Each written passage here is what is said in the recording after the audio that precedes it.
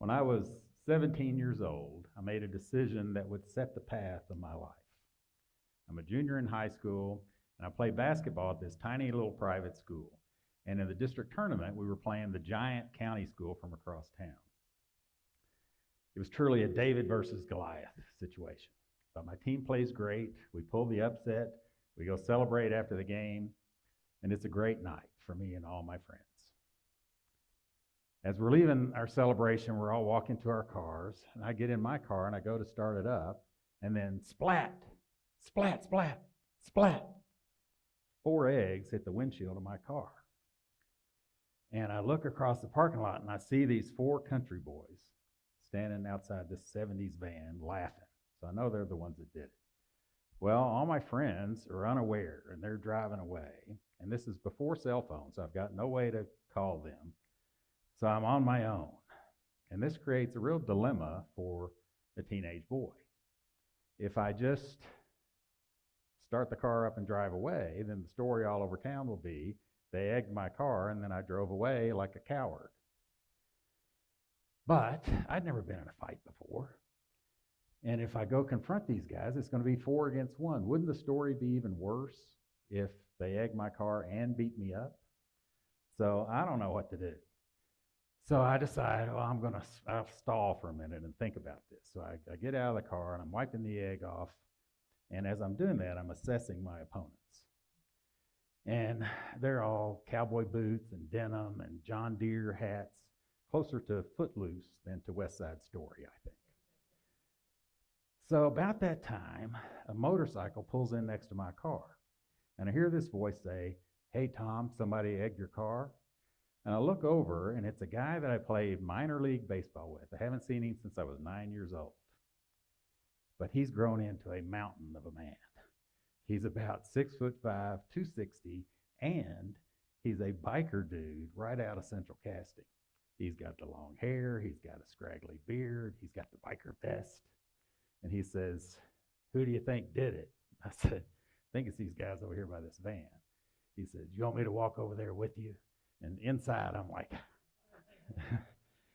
So the 2 of us walk over there, and I'm sure I sounded something like, hey guys, would y'all know anything about who might have egged my car? Well, they take one look at my buddy, and they're not talking. So then he leans over my shoulder, and he goes, "The man wants to know who threw the eggs." Yikes. Now they're really not talking. They're just looking straight down at their cowboy boots. So he has a few more choice words for them. We leave. I thank him. He goes on his way. And then I get to drive home with my honor intact. And so that night, I'm thinking about the events of that evening as I'm lying in bed. And I think, boy, am I glad he came along when he did. Because when he was with me, I didn't feel so scared anymore. In fact, I felt empowered. And I was thankful that he was there.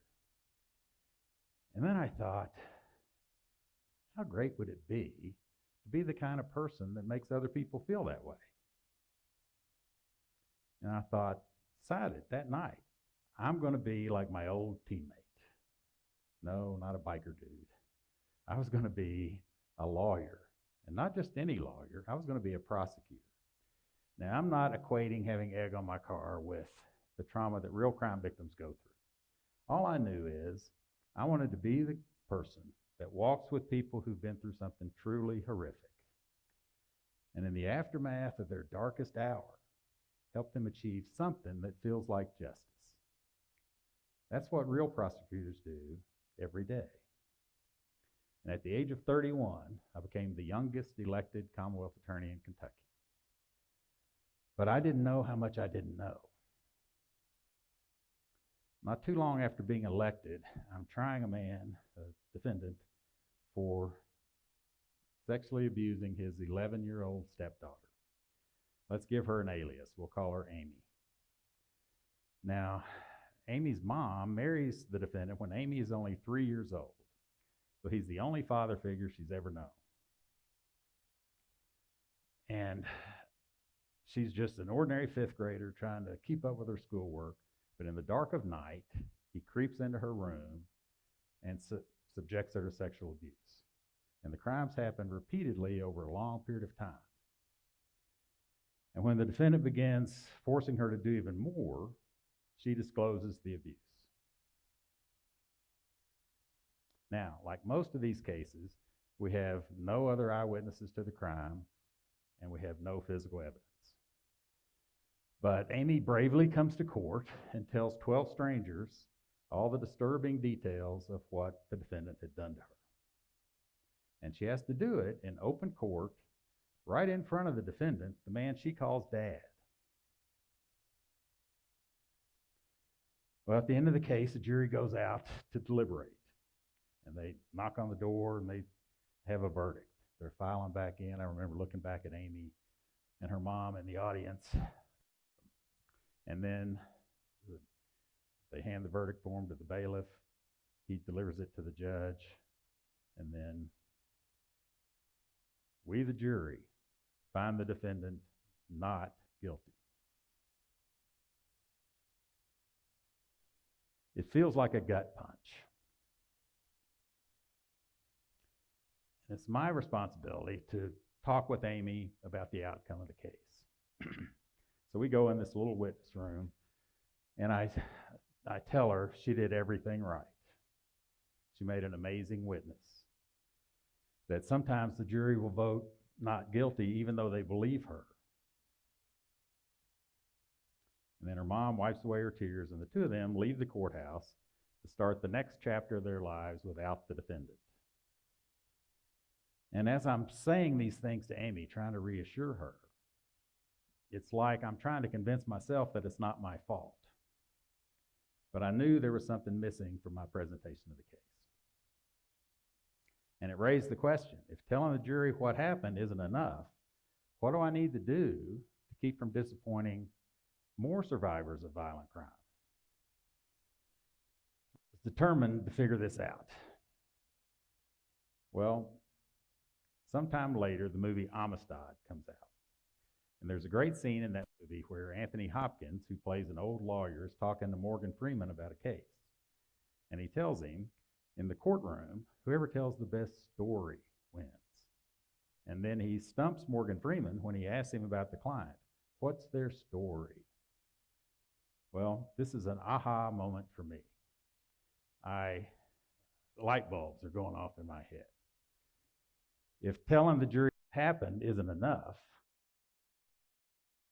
I need to take the time, talk to the victim, and find out their story and tell the whole story. So I take a deep dive into story and story structure. And I decide I'm going to learn from the greatest storytellers in the world, Hollywood screenwriters. So I start buying books, I start taking classes, eventually start writing screenplays myself, and so far, 3 of those have been produced as feature films. So what was my big takeaway from my venture into screenwriting? I learned that the most important rule of storytelling is make me care, as famously stated by Andrew Stanton from Pixar. Think about all those great emotional Pixar movies. Well, if that's the most important thing, making the audience care, how do you do that? Well, screenwriters know we have to create empathy for the characters. We need the audience to feel the emotion of the events in the story just like the characters do. At a minimum, we have to make the characters relatable. And I know from now more than 30 years in the courtroom that telling people what happened doesn't move people, but moving people with a good, powerful story delivers results. So I took some screenwriting story structures, I combined some things and other tactics, scrunched it all down, broke it down into 4 easy-to-use steps. And this is important for you because this is a structure that you can use for the stories you need to tell in your business and in your world. I already used it in the 2 stories that I told you earlier in this talk. So let me break it down for you. We start with the normal life. Who are these people involved in this story? What's their life like ordinarily? What are their hopes and dreams? What are their problems and worries? This is the step that does most of the heavy lifting for creating empathy for the characters, or at least making them relatable. So in the egg story, it's a David versus Goliath basketball game. We pull the upset. It's a great night for me and all my friends. That's the normal life. For Amy, she's an ordinary fifth grader.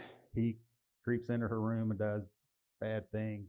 It's happened over a long period of time. So for Amy, living with the abuse is her normal life. Step number 2, a triggering event. This is something that disrupts the normal life and causes the characters to have to do something different. It sets the story in motion. It raises dilemmas for them. They've got choices to have to make. And this is usually the step where the stakes can become clear. So in the egg story, splat, splat, splat, eggs hitting the windshield of my car is the triggering event. Creates a dilemma. Do I just leave and be thought of as a coward, or do I confront the country boys at the risk, at the stakes of getting beat up? For Amy, once the defendant begins forcing her to do even more, she has a decision to make. Endure the more serious abuse or disclose the abuse, accusing the only father figure she's ever known and not knowing what the reaction is going to be from her mother. So huge stakes for an 11-year-old kid. Step 3, after the normal life and the triggering event, is the primary narrative of the story. This is where we tell the audience what happened. What choices were made, what decisions were made, what allies did we assemble. It's the buildup that leads to the showdown. And this section ends with the resolution of the primary problem in the story. So in the egg story, biker dude arrives, helps me confront the country boys. I get to drive home with my honor intact, problem solved. For Amy, she comes to court, tells the jury what happened, come back with a verdict, not guilty, resolution of the primary problem in the story. Step 4, and this is a step that's often left out, it's the new normal. This gives us a glimpse into what life is like for the characters after the events in the story. This allows the audience to understand what was gained or what was lost as a result of the events in the story. So in the egg story, that night I make a decision that sets the path of my whole life. Huge gain. For Amy, her and her mother leave the courthouse, start the next chapter of their lives without the defendant. So she had escaped the abuse, but she didn't receive the justice that she deserved. And it's that comparison between the normal life and the new normal that allows the audience to understand and fully appreciate, fully comprehend how the events in the story impacted the lives of the people involved. So the next time you have a story to tell, maybe you've got a pitch to make for your nonprofit, maybe you're a teacher and you want to set the stage for learning with a good story. Maybe you're a leader and you want to inspire the troops to take certain action. This is how to do it. The normal life, triggering event, primary narrative, and then the new normal. If you do that, the audience will understand the story of the people involved. They'll feel empathy for your characters. They'll understand what was gained or lost, and therefore understand how the events of the story impacted the lives of the people involved. You can do this. I told you 2 stories today that had a huge impact on my life. And inside each of you is a good, powerful story just waiting to be told, and now you know how to tell it. Thank you.